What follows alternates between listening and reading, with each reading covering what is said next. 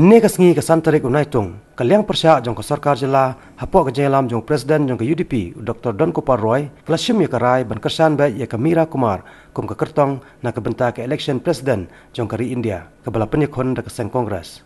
Haka Jylla henne kasengi, ha Annex Hall jong ke Ying Darbar Thawaan bersipor ke Jylla, Harilbong, ke Meira Kumar ke lapan pau ya ke jing sengok komen banyuk sengau, ba baro artili kiken hon, kata ke Liang Pyrshah, ba ke Liang Sensar, haka ni ke Jylla, kin Kyrshan ya ka. Habakran bakinong pathai kubor ke Meira Kumari ke Laong, ba ke jing sengau para breu ke dai kanong rem, ke ba maka ke Yang, ban yakon, haka ni ke election Presiden, ke ban pelong ru ya ka ban job, yau kertong ke BJP, ke bala penyakon dau Ramnath Govin. Haka ni ke sengi, Menteri rang ba ke Jylla, lem ki Menteri Sorkar ke Laidon lang, haka ni ke Jylang. Kumjo bagi dekat ke Liang Pyrshah, jong ke parti UDP, kat bana ke Liang ke HSPDP, bat ke NPP, Om Syamladan Satya ki MLA, ki ban wan yeshimenta haka ni ke Jylang.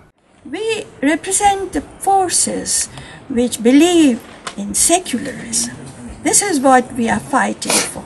Although I am fighting it, but I am fighting it on behalf of a very sacred ideology which represents most of the people of India.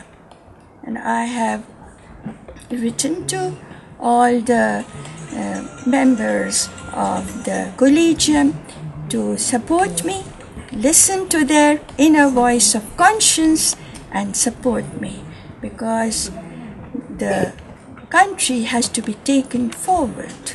The interests of the next generation must be served, and unless we stand on what we believe in, the country may go in a different direction, which we do not want.